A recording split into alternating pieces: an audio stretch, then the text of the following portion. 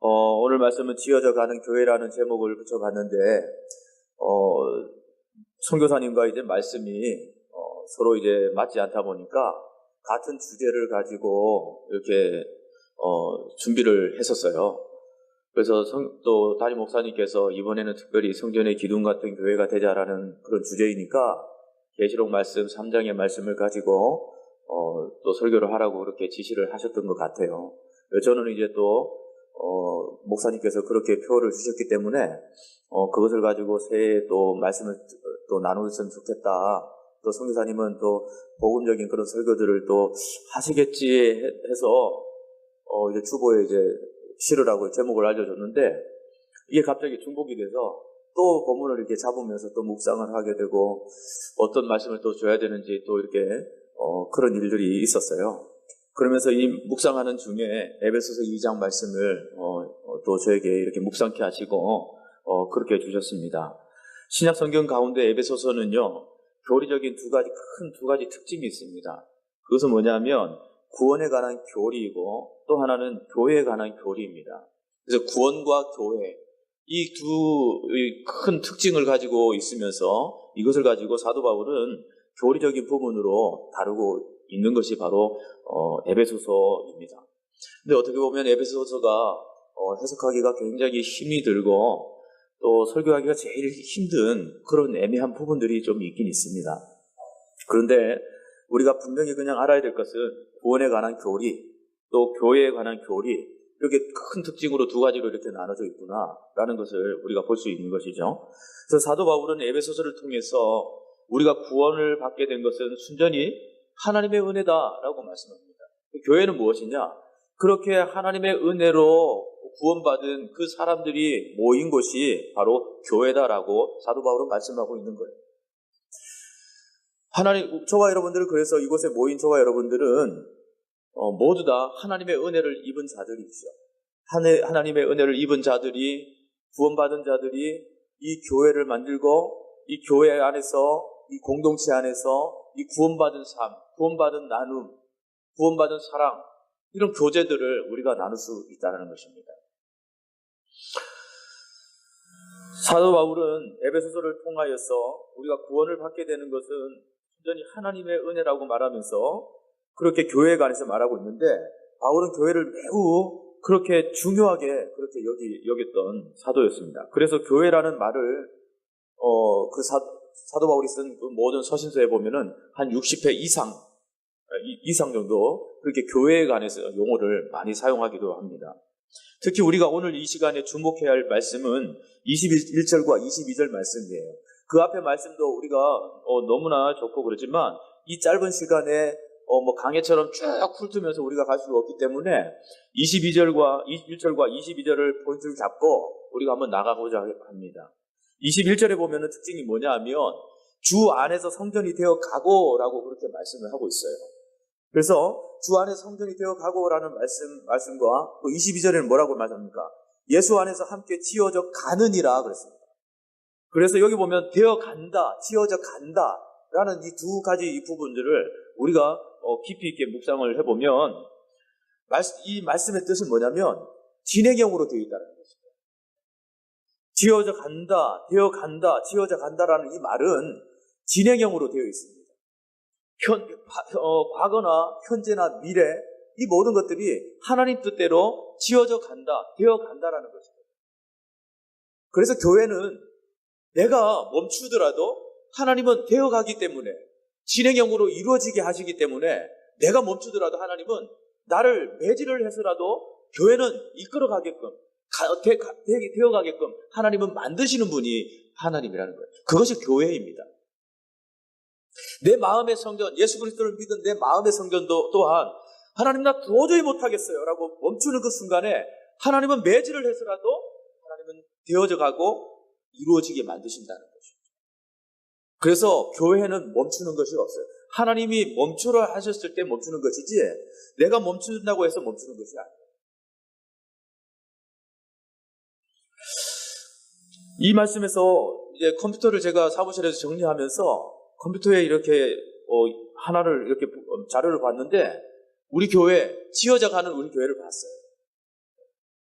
처음에 보면은 막 그냥 아무것도 없고 그냥 공터에다가 점점 이제 공구리를 붓고 또 하나 기둥이 세워지고 또 하나 이렇게 한 칸이 세워지고 점점 그 찍어진 그 스토리, 마치 스토리식으로 그냥 쫙 찍어 놓은 그 사진이 있더라고요. 예. 한 달에 한 번씩 찍어 놓은지는 내가 알 수는 없지만 그렇게 조목조목 이렇게 지어져 가는 모습, 그리고 완공된 것까지 이렇게 있더라고요. 그것을 보면서 하나님은 이렇게 우리 이 성전을 아름답게 지어 주셨구나. 그리고 우리의 성전, 마음의 성전도 지어 주셨구나. 하나님의 은혜로 지어 주셨구나. 그리고 우리가 그 지어진 우리들이 이 하늘문 교회에서 우리가 이렇게 이 공동체가 이 교회를 통해서 더 하나님의 은혜로 지어져 가고 만들어져 가고 있구나라는 것을 깨달았어요. 그냥 되는 것은 없구나라는 것을 깨달았어요. 이 주위에 보세요.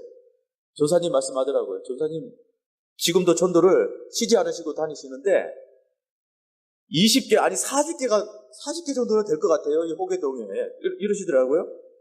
그래서 어제는 몸이 조금 안 좋아서 병원을 가면서 이렇게 시장 골목을 지나가는데요. 바로 옆에 그리고 바로 앞에 집중해서 3개 교회가 이렇게 있더라고요. 성결교회, 하나는 무슨 재단인지 우리 그것도 없어요. 샘 무슨 교회인데 저기 앞에는 또 무슨 행복한 교회, 예, 이렇게 하면서 그냥 3개가 나란히 붙어 있는 거 있죠. 그만큼 교회가 많고 개척교회, 미자립 교회들이 너무나 많습니다. 다 미자립 교회들이에요. 정착하지 못한 미자립 교회들. 도움을 받아야 유지할 수 있는 미자립 교회들. 그런 교회의 수많은 교회 중에 우리 교회가 이렇게 정말 세워지고 우리 성도들이 이렇게 채워지고 한 것은 하나님의 은혜다.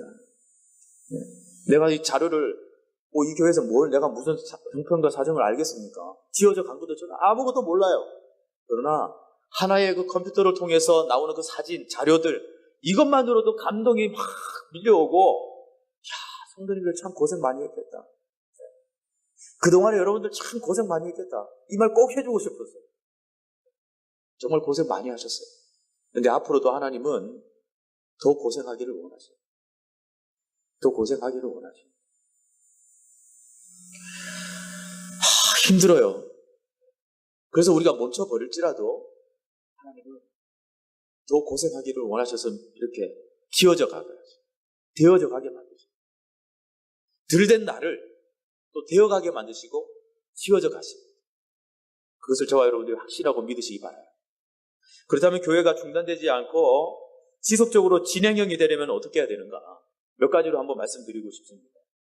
교회는 그리스도의 몸이기 때문에 진행형이에요.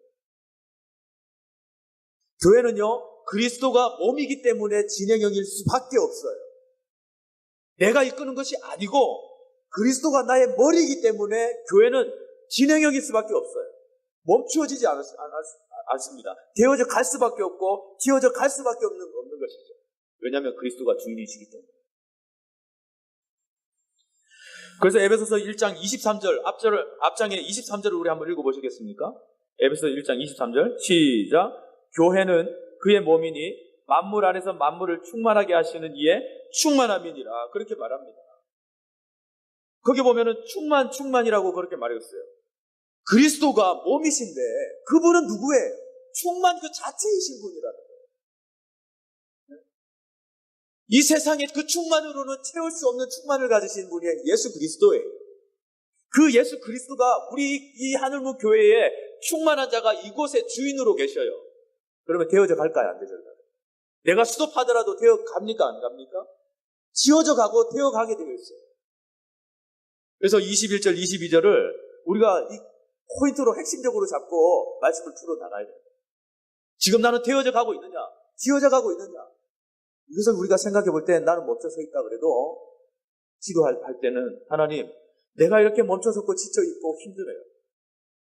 그러나 하나님께서 되어져 가게 하고 지어져 가게 하시는 분이고 충만하신 주님이시라고 했으니까 그 충만하신 주님이 나를 충만케 하셔서 은혜의 삶을 다시 한번 살아갈 수 있도록 힘을 주시죠. 기도할 수 있는 저와 여러분 되겠습니다. 그래서 내일이 시작이 중요해요. 특별 새벽 예배. 목장이 가득 차기를 원해요, 저는. 왜냐하면 한 생명도 그냥 새해를 보내지 않기를 원하기 때문에 그렇습니다. 이 새해에 우리가 기대할 것들이 얼마나 많고, 기도할 것들이 얼마나 많고, 새로 세워야 할 것들이 얼마나 많고, 또 목회자가 새로운 계획들을 세우는데 거기에 불만과 또 왜 이렇게 해야 되나 저렇게 해야 되나, 또 직분은 왜 이렇게 줬나, 많은 수많은 말들이 있어요. 그러나 목회자는 기도할 뿐입니다. 그러면 하나님이 되어져 가게 하시기 위해서 말을 막으시든지 어떤 행위를 취하시든지 하나님은 그것을 되어가게 하셔요. 우리의 입을 막으시는 것입니다. 목회자는 그것을 확신하기 때문에 그 충만하신 하나님을 믿고 나가고, 그래도 안 되면 더 기도하고, 그래도 안 되면 금식하고, 그래도 안 되면은 또 힘을 다하고. 이것이 목회자인 것 같아요. 왜냐하면 사람의 마음, 그 마음을 움직일 자가 사람으로서 가능하겠습니까? 그죠? 하나님이 왜 우리 마음을 움직이는 분이 누가 있겠어요? 이번에도 그것을 기대하면서 저는 담임 목사님을 돕기를 작정을 했고 죽기를 각오를 했으니까 저와 여러분들도 그런 마음을 가지시고 그렇게 열정을 쏟아주시기 바랍니다. 네. 그리고 22절에 보면은 이렇게 말해요. 그리스도는 교회의 머리다. 1장 22절. 그리스도는 교회의 머리다. 에베소 4장 15절 뒷장이 넘어가면은 이렇게 말해요. 그는 머리니 곧 그리스도라라고. 그러니까 이 교회에 그리스도는 어떤 역할을 하느냐? 머리다라는 거예요. 우리가 몸이라고 할 때는 머리, 손, 눈, 코, 입, 귀, 사지, 백치 아니면 이목구비 전체를 몸틀어서 우리는 몸이라고 말하잖아요. 하나의 지체 일부를 우리는 몸이라고 하지 않습니다. 그렇지 않아요? 그죠? 그래서 사도 바울이 교회를 그리스도의 몸이라고 하고 그리스도는 교회의 머리라고 말씀한 것은 교회, 그리스도와 교회의 깊은 관계, 아니 그 일체성을 강조하기 위해서 그렇게 말씀한 것이죠.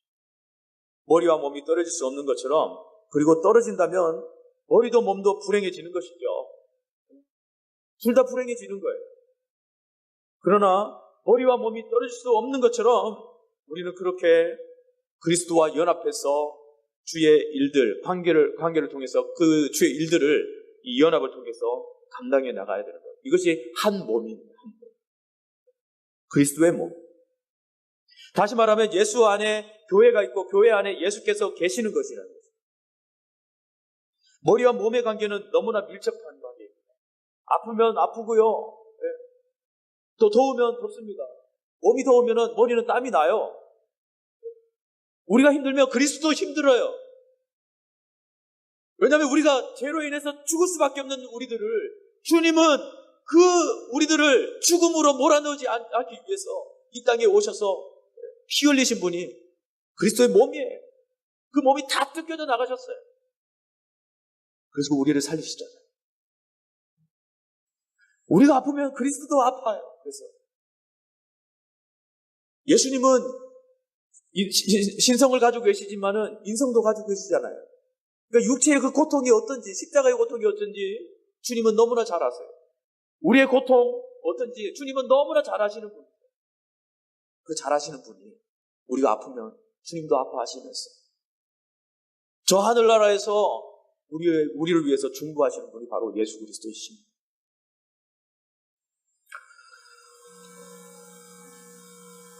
다음은 교회는 성령의 전이에요. 성령의 전이기 때문에 우리는 진행적일 수밖에 없어요. 고린도전서 3장 16절에 보면 고린도 교회를 향해서 이렇게 말해요. 너희가 교회의 성전인 것과 하나님의 성령이 너희 안에 거하시는 것을 알지 못하느냐? 라고 말씀합니다. 바울은 고린도 교회를 하나님의 전 혹은 성령의 전이라고 그렇게 말씀합니다. 구약시대에는요, 하나님이 거하시는 곳을 성소라고 이야기했어요. 성소가 무엇이냐면 무엇이냐면 성전은 다 조금 구분됩니다. 성소는 하나님이 거하시는 곳이 성소라고 생각을 했어요. 그러면서 성전은 무엇이냐면 하나님께 예배드리기 위해서 지은 집을 성전이라고 그렇게 말하고 있어요. 그렇게 불렀어요. 물론 그들은 하나님은 어느 곳에나 다 계신다고 믿었습니다. 그러나 성소에 드시고 그곳에 계신다라고 믿었어요. 그래서 그들은 하나님이 계시는 성소를 성역화했고, 또 하나님이 계시는 성소에 나갈 때는 옷차림부터 시작을 해서 마음의 준비까지 완벽하게 다 준비를 하고 하나님께 나아갔어요. 하나님께 나아갈 때는 그냥 아무렇게나 나가지 않는 거예요.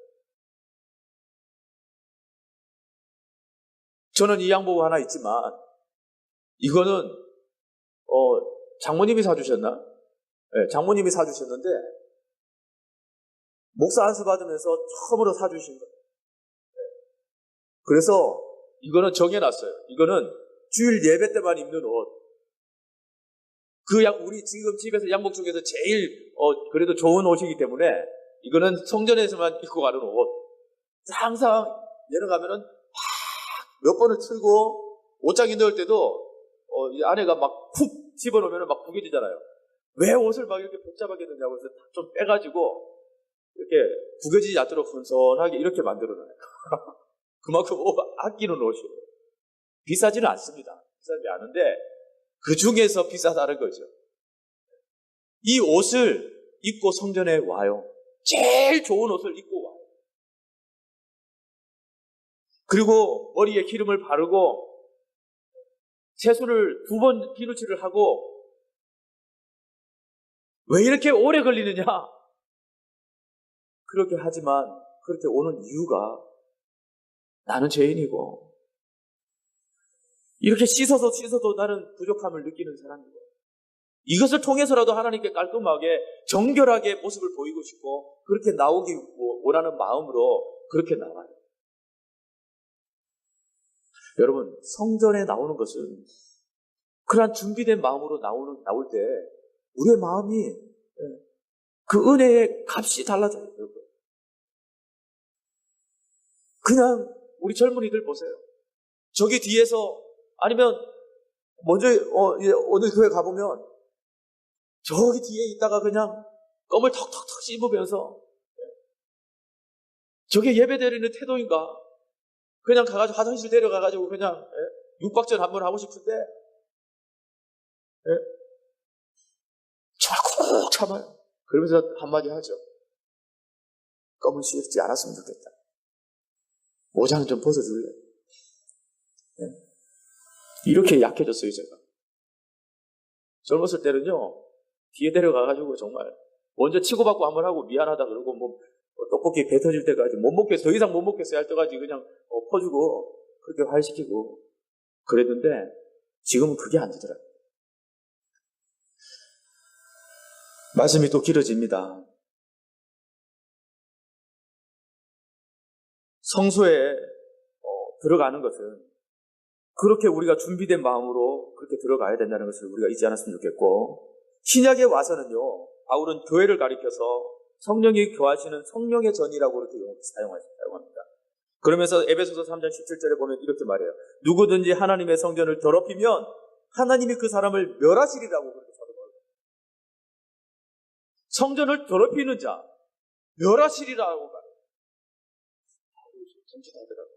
그래서 이 말씀을 이거 적용을 해야 되나 안 해야 되나 좀 조심스럽긴 하지만 이렇게 표현하고 있어요, 사도 바울이. 여러분, 우리는 분명히 기억해야 됩니다. 성령님은 교회 안에 거하시기를 기뻐하시는 분입니다.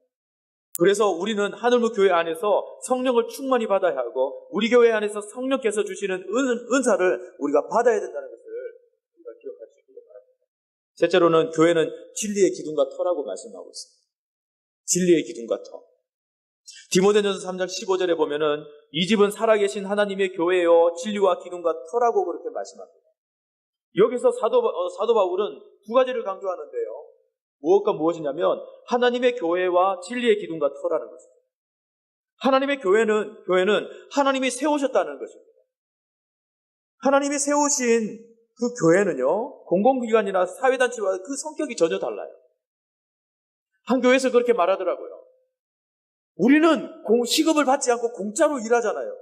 목사님은 시급을 받잖아요. 시급을 받으니까, 시급을 교회에서 주니까, 우리가 내는 헌금으로 시급을 받으니까, 목사님이 그렇게 하셔야죠. 깜짝 놀랐어요. 여러분들도 그렇게 생각하십니까? 공공기관이나 사회단체나 그런 것으로 교회 개념 그렇게 생각하십니까? 교회를 그렇게 생각하면 안 돼요. 우리가 주는 헌금으로 목사님 월급 주고 시급 주니까 사례비 주니까 목사님 저렇게 하시면 되겠나? 그런 생각들을 가지는 있다니까요. 내가 그렇게 들었고 장군님 얼마나 상처를 받았는지 몰라요.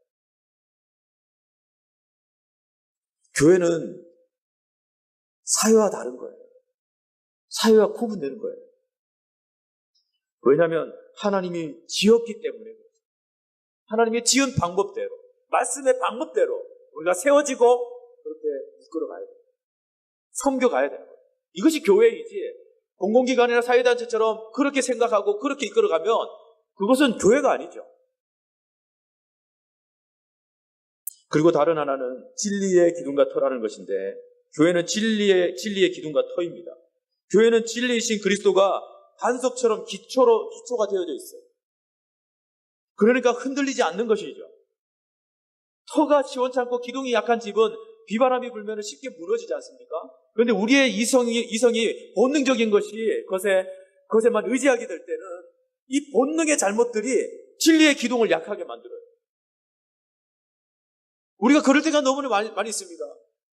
본능적으로 우리가 막 움직여져서 그 본능, 우리 생각의 그 본능으로 인해서 진리가 왜곡되고 진리가 약해지게 하는 그런 일들이 우리의 본능을 통해서 나타나게 돼요. 종려나무를 보십시오. 종려나무가 여러분 어떤 나무인지 아세요? 종려나무는요, 저 사막에서 자라는 나무인데 누가 물도 주지 않냐고 비 한 방울 내리지 않는 곳에서 무럭무럭 그는 자라가지고요, 그늘을 만들어주고 많은 사람들이 그늘이 되어줍니다.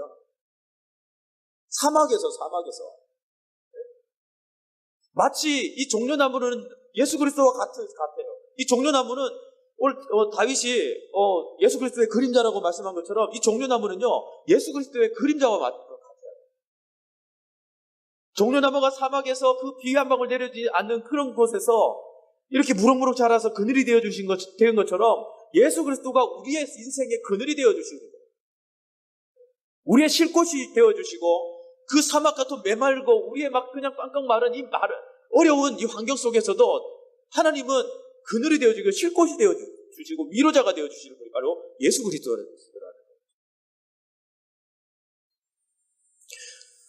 이 자연계시 앞에서도 우리는 예수 그리스도가 어떤 분인지를 우리는 보게 되는 것입니다. 또 하나는 백향목입니다. 백향목은요 굉장히 그 산 꼭대기에 바위산 속에 이렇게 자라는 것이 백향목이거든요. 근데 산서리와 눈보라 속에서 자란 이 나무를 성전의 기둥으로 사용합니다. 그렇게 성전의 기둥으로 썼어요. 찬바람 맞고 그것에 또 비가 이렇게 내려야 겨우 내려야 이렇게 비를 먹고 이렇게 자라는 그 나무인데 산 꼭대기에 물이 있고 뭐가 있겠어요. 그 찬설이 맞고 막 그 강한 바람을 맞으면서 버틴 그 백향목 나무, 그 나무를 잘라다가 성전의 기둥으로 재료로 쓴다는 거예요. 주님은 우리가 백향목 같은 존재이기를 원하시는 거예요. 오늘 선교사님 말씀하잖아요. 우리에게 복이 백향목이 그 산 꼭대기에서 비바람을 맞고 시련을 당하고 막 굉장히 어려움을 당하는 그죠? 그런 나무를 사용하는 것처럼 그것이 너에게는 복이다라고 말해요. 여러분들이 그것이 복이에요. 고난이 내게 복이라고 말했잖아요. 그것이 우리에게 복이라니까요. 선교사님이 계속적으로 강조하고 말하는 것이 그거잖아요. 복의 개념을 우리가 가지는 것, 내가 이만큼 줬으니까 하나님은 이만큼 더 주셔야 돼. 이런 복의 개념으로 우리가 섬기고 하는 것이 아니라 우리의 고난이 자체가 복이고 백향목 같은 그 삶, 그런 삶이 우리에겐 복이라는 거예요. 그래서 주님은 백향목 같기를 원하시고 그 속에서 비바람 맞고 찬바람 맞지만 그 속에서 이길 수 있는 것, 백향목의 성전의 기둥이 될 수 있는 것은 그 이유가 뭔지 아세요? 비가 오지 않고 마르고 비바람이 부니까 뿌리를 더 깊게 내리는 거예요. 뿌리를 깊게 내리지 못한 나무는 다 쓰러지고 뽑혀지고 다 죽어버립니다. 그래서 깊이 뿌리를 내린 나무는 살아있게 되고 버티게 되고 그런 거죠. 그래서 그것이 자라면 잘나다가 이 귀한 나무를 성전의 재료로 살고 있다. 근데 솔로몬 때는 그 백향목이 흘러 넘쳤다 그래요. 그죠? 은금이 막 길바닥에 그냥 돌처럼 그냥 흘렀다는 거죠. 그것 또한 축복이에요. 성전을 짓기 위한 하나님의 다윗의 또 수고와 애씀이 있었지만 하나님의 예비하심, 당신의 성전을 짓기 위해서 그렇게 재료를 넘치게 하신, 백향목마다 뿌리를 깊게 내리게 하시고 그것이 자라게 하셔서 성전의 그 당시 기둥을 예루살렘 성전을 만들게 하신 그 하나님의 계획하신 뜻, 그런 것을 생각해 한번 해보세요. 하나님의 뜻이 얼마나 깊은지. 이 험한 세상에서 저와 여러분들이 뿌리를 내리지 못하면 죽습니다. 우리가 이 험한 세상에서 살아남는 일은 믿음의 뿌리를 깊이 내리는 일인데 무엇을 우리가 뿌리를 내리냐 말이에요. 말씀의 뿌리 없이는 우리가 새벽에 오세요. 특별 새벽에 오세요. 말씀을 듣고 기도하세요. 신년을 그렇게 하나님 앞에 드리시고 싸우세요. 새벽 예배 못 나오겠어요. 그렇게 무너지지 마시고, 나는 체질상 못 나가요. 무너지지 마세요. 사모함 속에 하나님의 더 큰 은혜가 임하는 것입니다. 백향목이 되시길 바랍니다. 네 번째로는 교회는 그리스도의 신부이기 때문에 진행형일 수밖에 없다. 우리는 다 더럽혀진 존재들이잖아요. 죄와 결혼했고 죄와 어울렸던 얼룩진 인생들이었습니다. 죄를 먹었고 죄를 마셨던 그런 탕자들이었어요. 그런데 요한계시록 7장 14절에 보면 어린 양의 피에 그 옷을 씻어 희게 하였느니라고 그렇게 말씀합니다. 또 19장 7, 8절에 보면 어린 양의 혼인 기약이 이르렀고 그 아내가 예비하였으니 그에게 허락하사 빛나고 깨끗한 세마포를 입게 하셨은즉 이 세마포는 성도들의 옳은 행실이라 그렇게 말이죠. 사람의 안목으로 보면 도저히 신부가 될 수 없는 그런 여자였음에도 불구하고 하나님의 용서와 사랑의 은총 아래서 신부로 부름받고 인정받고 있다는 사실을 우리는 주목할 수 있어야 됩니다. 우리가 그리스도의 신부가 되는 것은 순전히 그의 은혜이며 사랑인 것임을 우리가 깨달을 수 있기를 주님의 이름으로 축원드립니다. 그리고 신부라는 상징적 표현 속에는요, 부부 일체라는 그런 깊은 뜻도 들어있습니다. 부부는 결혼하면 일체가 되는 것이죠. 한 몸이 되는 거잖아요. 좀 더 쉽게 말하면은 함께 사는 것이잖아요. 따로 살지 않잖아요. 그래서 교회는 하나님과 함께 사는 공동체. 그것은 주님과 함께 결혼했기 때문에 그렇습니다. 신혼부부 생활을 미롤이라고 그렇게 표현하는데 영어로 말해 허니문이라고 해요. 그 뜻은 꿀이 쏟아지는 것처럼 달콤한 생활을 뜻하는 거예요. 여러분, 그리스도와의 부부 생활이, 결혼하는 우리 생활이 정말 꿀속이처럼 허니문 같은 그런 달콤한 그런 신앙생활 그렇게 하고 있습니까? 네? 항상 내 삶이 주님 사랑합니다. 그런 허니문처럼 막 꿀송이처럼 막 이렇게 막 달콤한 그런 인생들을 살고 있습니까? 우리는 이 고난스러운 세상에서 세속의 흥미를 상실해가는 세상에서 그리스도와의 허니문 시절을 즐길 수 있어야 되는 것이죠. 그리스도 한 분만으로 위해서 난 달콤한 인생을 산다. 그것이 기쁨인 것입니다. 이제 말씀을 맺습니다. 이 세상에서 말씀드린 외에도 하나님의 건속이라든지 거룩한 나라, 택하신 족속, 이렇게 교회를 표현한 말씀들이 굉장히 많이 있습니다. 그러나 시간 관계상 이 정도로 말씀을 이렇게 줄이도록 하겠습니다. 그러면 다시 되어가고 지어져 가고라는 말씀으로 우리가 한번 돌아가 보면 서두에서 말씀드린 대로 교회는 계속적으로 되어가고 지어져 가는 곳이라고 우리가 말씀드렸습니다. 교회는 생명체고 유기체이기 때문에 계속 되어져 가고 지어져 가야 하는 것이죠. 그런데 성경을 자세히 상고하면은 교회라는 것은 건물이라기보다는 사람들이,